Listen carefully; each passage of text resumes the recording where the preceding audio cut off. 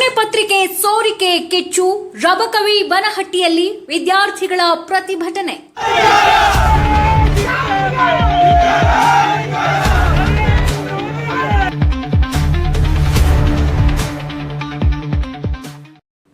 ದೇಶಾದ್ಯಂತ ಸತತವಾಗಿ ನಡೆಯುತ್ತಿರುವ ಸ್ಪರ್ಧಾತ್ಮಕ ಪರೀಕ್ಷೆಗಳ ಪ್ರಶ್ನೆ ಪತ್ರಿಕೆ ಸೋರಿಕೆ ಪ್ರಕರಣ ಈಗ ದೇಶವ್ಯಾಪಿ ಬೃಹತ್ ಪ್ರತಿಭಟನೆಗೆ ಕಾರಣವಾಗಿದೆ.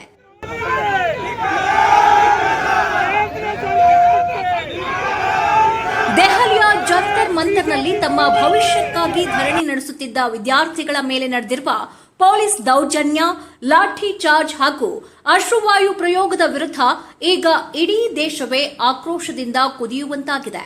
ಇದರ ಭಾಗವಾಗಿ ಇಂದು ಬಾಗಲಕೋಟೆ ಜಿಲ್ಲೆಯ ರಬಕವಿ ಬನಹಟ್ಟಿಯ ತೆರದಾಳ್ ಮತಕ್ಷೇತ್ರದ ಕಾಂಗ್ರೆಸ್ ಪಕ್ಷದ ಹಾಗೂ ವಿದ್ಯಾರ್ಥಿಗಳಿಂದ ಬೃಹತ್ ಪ್ರತಿಭಟನೆಯನ್ನ ಹಮ್ಮಿಕೊಳ್ಳಲಾಗಿತ್ತು. ಬನಹಟ್ಟಿಯ ಈಶ್ವರಲಿಂಗ ಮೈದಾನದಿಂದ ವಿದ್ಯಾರ್ಥಿಗಳು ರ್ಯಾಲಿ ಮೂಲಕ ಬನಹಟ್ಟಿಯ ಪೊಲೀಸ್ ಸ್ಟೇಷನ್ ಹತ್ತಿರ ಬಂದು ತಹಶೀಲ್ದಾರರ ಮುಖಾಂತರ ದೇಶದ ಗೌರವಾನ್ವಿತ ರಾಷ್ಟ್ರಪತಿಗಳಿಗೆ ಕಟ್ಟುನಿಟ್ಟಿನ ಮನವಿ ಪತ್ರ ರವಾನಿಸಿದ್ರು. ದೇಶದ ಭವಿಷ್ಯ ರೂಪಿಸಬೇಕಾದಂತಹ ಯುವಜನತೆ ಇಂದು ಬೀದಿಗೆ ಬಿದ್ದಿದ್ದಾರೆ. ದೇಶದಲ್ಲಿ ಸಾಲು ಸಾಲಾಗಿ ಸ್ಪರ್ಧಾತ್ಮಕ ಪರೀಕ್ಷೆಗಳ ಪ್ರಶ್ನೆ ಪತ್ರಿಕೆಗಳು ಸೋರಿಕೆಯಾಗ್ತಿರೋದು ಲಕ್ಷಾಂತರ ವಿದ್ಯಾರ್ಥಿಗಳ ಜೀವನದ ಜೊತೆ ಚೆಲ್ಲಾಟವಾಡಿದಂತಾಗಿದೆ. ಈ ಅನ್ಯಾಯವನ್ನ ಖಂಡಿಸಿ ದೆಹಲಿಯ ಜಂತರ್ ಮಂತರ್ನಲ್ಲಿ ಪ್ರತಿಭಟಿಸುತ್ತಿದ್ದ ವಿದ್ಯಾರ್ಥಿಗಳ ಧ್ವನಿಯನ್ನ ಅಡಗಿಸಲು ಪೊಲೀಸರನ್ನ ಬಳಸಿ ಲಾಠಿ ಚಾರ್ಜ್ ಮಾಡಿಸಲಾಗಿದೆ, ಅಶ್ರುವಾಯು ಪ್ರಯೋಗಿಸಲಾಗಿದೆ ಎಂದು ಪ್ರತಿಭಟನಾಕಾರರು ತೀವ್ರ ಆಕ್ರೋಶ ವ್ಯಕ್ತಪಡಿಸಿದರು. ಕೇಂದ್ರದ ದುರ್ಬಲ ಆಡಳಿತವೇ ಇದಕ್ಕೆ ಪ್ರಮುಖ ಕಾರಣ ಎಂದು ಆರೋಪಿಸಿರುವ ತೆರದಾಳ್ ಮತಕ್ಷೇತ್ರದ ಹೋರಾಟಗಾರರು ತಾಲೂಕು ತಹಶೀಲ್ದಾರರ ಮೂಲಕ ರಾಷ್ಟ್ರಪತಿಗಳಿಗೆ ಮನವಿ ಸಲ್ಲಿಸಿ ಕೇಂದ್ರ ಸರ್ಕಾರದ ವಿರುದ್ಧ ನೇರ ಸಮರ ಸಾರಿದ್ದಾರೆ. ವಿದ್ಯಾರ್ಥಿಗಳ ಮೇಲಿನ ದೌರ್ಜನ್ಯ ಖಂಡನೀಯ.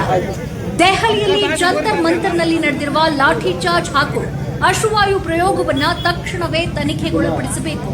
ಈ ಎಲ್ಲ ಅಕ್ರಮ ಹಾಗೂ ಅನ್ಯಾಯದ ನೈತಿಕ ಹೊಣೆ ಹೊತ್ತು ಪ್ರಧಾನಮಂತ್ರಿ ನರೇಂದ್ರ ಮೋದಿ ಹಾಗೂ ಕೇಂದ್ರ ಶಿಕ್ಷಣ ಸಚಿವ ಧರ್ಮೇಂದ್ರ ಪ್ರಧಾನ್ ಅವರು ಕೂಡಲೇ ತಮ್ಮ ಪದತ್ಯಾಗ ಮಾಡಬೇಕು. ಒಟ್ನಲ್ಲಿ ಪ್ರಶ್ನೆ ಪತ್ರಿಕೆ ಸೋರಿಕೆ ಪ್ರಕರಣ ಮತ್ತು ದೆಹಲಿಯಲ್ಲಿ ವಿದ್ಯಾರ್ಥಿಗಳ ಮೇಲಿನ ದೌರ್ಜನ್ಯದ ಕಿಚ್ಚು ಈಗ ಕರ್ನಾಟಕದ ಮೂಲೆ ಮೂಲೆಗೂ ಹಬ್ಬಿದೆ. ಈ ಸಂದರ್ಭದಲ್ಲಿ ತೆರದಾಳ್ ಮತಕ್ಷೇತ್ರದ ಕಾಂಗ್ರೆಸ್ ಮುಖಂಡರು ಹಾಗೂ ಸಾವಿರಾರು ವಿದ್ಯಾರ್ಥಿಗಳು ಸೇರಿ ಪ್ರತಿಭಟಿಸಿದರು. ಈ ಸಂದರ್ಭದಲ್ಲಿ ಪೊಲೀಸ್ ಸೂಕ್ತ ಬಂದೋಬಸ್ತ್ ಒದಗಿಸಲಾಗಿತ್ತು. ಕೇಂದ್ರ ಸರ್ಕಾರದ ಒಂದು ಶಿಕ್ಷಣ ನೀತಿಯ ವಿರುದ್ಧವಾಗಿ ಇಡೀ ದೇಶಾದ್ಯಂತ ಇವತ್ತು ಯುವಕರೇನು ಎದ್ದೇಳ್ತಾ ಇದ್ದಾರೆ.